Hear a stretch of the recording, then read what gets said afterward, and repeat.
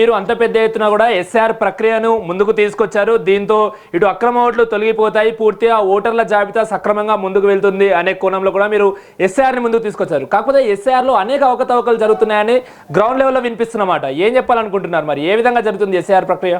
Sir, ముందుగా మీకు metro TV వీక్షకులకు, అలాగే ఈ చర్చా వేదికలో పాల్గొంటున్న వివిధ పార్టీల నాయకులందరికీ శుభ సాయంత్రం తెలియజేసుకుంటూ సార్, ఈ యొక్క ప్రక్రియ అనేది స్టార్టింగ్లో కొంత ఇబ్బందికరంగా తయారైంది. అసలు ఫామ్స్లో 2 రకాలుగా డీటెయిల్స్ ఫిల్ చేయాలనే కోణం ఉండుట్లతోటి చాలామందికి బిఎల్ఓలకు కానీ పార్టీల యొక్క మా యొక్క బిఎల్ఏలు అంటాము మేము, పార్టీల బూత్ ఏజెంట్లు ఉన్నారు.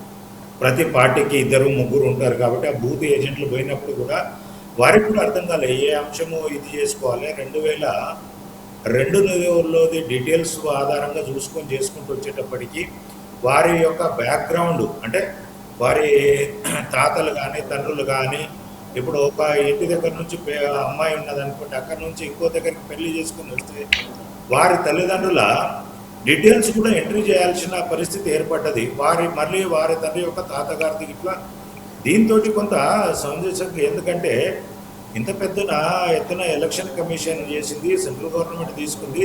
నేను దీంట్లో ఏది కాదన్నట్లే, కానీ కొంత పబ్లిక్ యాడ్స్ చిన్న వాటికి ఎంతో పెద్ద యాడ్స్ ఇస్తుంటాం కాబట్టి కొంత యాడ్స్ ఇచ్చి దీన్ని ముందుకు తీసుకెళ్తే కొంత ప్రజలకు అవగాహన కలుగుతుండే.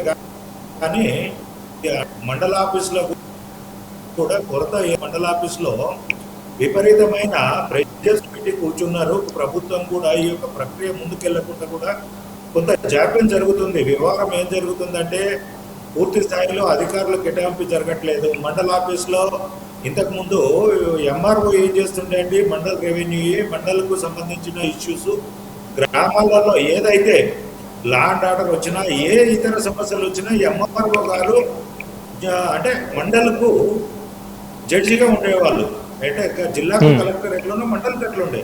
ఈరోజు ఏమైంది, వాళ్ళకే రిజిస్ట్రేషన్లు అప్పచెప్పేటప్పటికి పొద్దున్న లేచర్ నుంచి ధనార్జనే ధ్యేయంగా అవి ఏ విధమైన రిజిస్ట్రేషన్లు ఏందని తెలియకుండా ఆ రిజిస్ట్రేషన్ల ప్రక్రియ మీద ఉన్న ధ్యాస ఈ యొక్క వేరే కార్యాచరణ లేదు. వేరే కార్యాచరణ మీద డబ్బులు వచ్చే పరిస్థితి లేదు, లంచాలు వచ్చే పరిస్థితి లేదు. కాబట్టి దీని గురించి ఎంఆర్ఓలు కానీ కింది స్థాయి అధికారులు పూర్తి స్థాయిలో నిమగ్నమై పనిచేయకపోవడము, అలాగే గ్రామాలలో కూడా కొంత ఇప్పుడు మా భారతీయ జనతా పార్టీ అయితే ప్రభుత్వం ఏం తీసుకుంది, ప్రభుత్వం ఏ విధంగా అధికారులను ఉపయోగిస్తుంది అనేది పక్కన పెడితే కూడా మా యొక్క భారతీయ జనతా పార్టీ కూడా పూర్తి స్థాయిలో పనిచేస్తుంది. ఎందుకంటే గ్రామాలలో చాటింపులు వేయడము, దానికి సంబంధించిన విధానాలు చేయడము, మేము కొంత ప్రతి గ్రామానికి బూత్ అధ్యక్షులకు డైరెక్షన్స్ ఇవ్వడము, అలాగే వాళ్లకు ట్రైనింగ్ ఇవ్వడము, ఫామ్స్ ఎలా ఫిలప్ చేయాలి, ఎలాంటి ఆధారాలు కలెక్ట్ చేయాలి,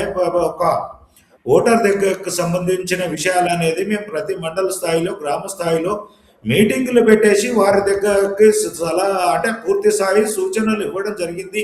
దానికి ఆధారంగా ముందుకెళ్తున్నారు. కానీ అధికారుల కొరతతోటి అధికారులు పూర్తి స్థాయిలో నిమగ్నం కాకపోవడము, తెలంగాణలో కొంత ఏ రోజు వస్తున్నారు అనేది ముందస్తు సమాచారం ఆ గ్రామంలో లేకపోవడము, అదే టైంలో ఈ యొక్క అంటే ప్రారంభించిన సమయంలోనే వర్షాలు పడడము, వాళ్ళు వ్యవసాయదారులు గ్రామాలలో ఎవరుంటారంటే పూర్తి స్థాయి వ్యవసాయదారులు, వాళ్ళు వ్యవసాయానికి వెళ్ళేది ఉంటుంది. వాళ్ళు చేన్లకి వెళ్ళిన తర్వాత అధికారులు పురుసతగా 11-12 గంటలకు వస్తే గ్రామాలలో ఏ ఒక్క ఓటర్ కూడా ఉండే పరిస్థితులలో లేదు.